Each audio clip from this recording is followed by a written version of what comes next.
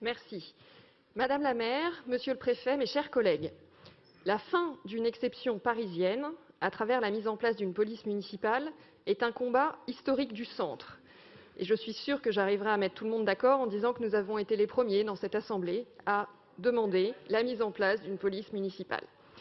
Dès lors, le débat que nous avons aujourd'hui revêt pour nous une importance majeure. Grâce à l'alignement des planètes, le vote par le Parlement de la loi sécurité globale et notamment son article 4 et votre changement de pied sur le sujet, nous sommes en passe de pouvoir rendre à Paris et aux Parisiens un droit, celui de bénéficier d'une police municipale. Alors certes, et je ne reviendrai pas sur ce qui a été dit à maintes reprises, votre conversion plus que tardive a fait perdre beaucoup de temps à nos concitoyens. Mais laissons le passé derrière nous et projetons-nous dans l'avenir. Pourquoi avons-nous besoin d'une police municipale ? Parce que nous avons besoin de donner les moyens à nos agents, ASPI, ISVP et demain aux nouveaux membres de la police municipale de contribuer à la tranquillité publique et de lutter contre les incivilités afin d'améliorer tout simplement le quotidien des Parisiens. Donner les moyens tant en matière de formation que de levier, et notamment la verbalisation permise par l'assermentation. Derrière un principe que nous soutenons, nous voulons insister sur les conditions de réussite de la mise en place de cette police municipale. D'abord, une formation d'excellence. À de nouvelles missions doivent correspondre des formations exigeantes pour faire de la police municipale parisienne une police exemplaire et efficace. Une articulation étroite avec la police nationale. Et je me réjouis que les travaux préparatoires avec la préfecture de police soient prometteurs, car ne nous trompons pas sur ce que doit être cette police municipale.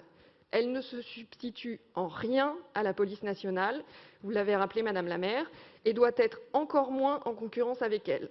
Mais elle doit être un soutien afin que la police nationale se concentre sur ses missions régaliennes de maintien de l'ordre, de lutte contre les trafics et de terrorisme.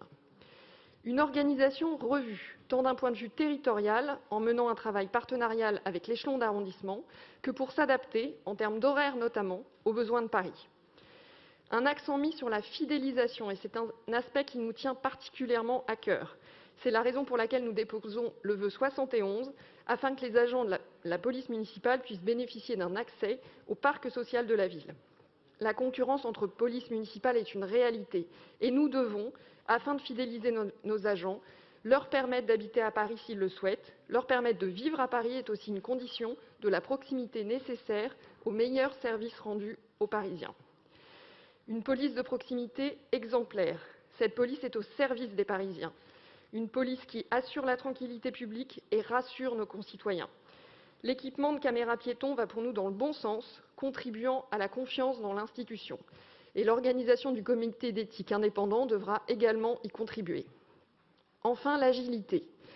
La formation des 3200 agents actuels et le recrutement de nouveaux membres de la police municipale vont prendre du temps.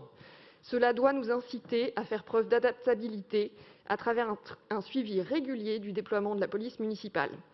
Évaluer les missions des agents, l'adéquation avec les besoins des Parisiens et dès lors l'équipement de nos agents. Prévoyons d'ores et déjà des clauses de revoyure pour se laisser la possibilité de faire évoluer les modalités de la police municipale. Nous ne considérons pas que tous les agents de la police municipale doivent nécessairement être armés, parce que toutes leurs missions ne le nécessitent pas. Mais cela ne signifie pas que la police municipale ne doit jamais être armée. Non pas parce que nous pensons que la police municipale doit se substituer à la police nationale, mais parce que la police municipale peut constituer une cible, et des exemples l'ont tragiquement illustré. Ne fermons pas la porte à ce débat et laissons-nous la possibilité d'y revenir. La montée en puissance de la police municipale sera très progressive, liée à la fois aux capacités du budget de la ville et de formation. Les 5000 agents promis ne seront pas demain sur le terrain. Pour les Parisiens, la situation ne va pas changer immédiatement, mais elle doit évoluer pour se donner les moyens concrets d'œuvrer en faveur de la tranquillité publique, lutter contre les incivilités, au service de tous les Parisiens. C'est le moment. Je vous remercie. Merci beaucoup, Madame la Présidente.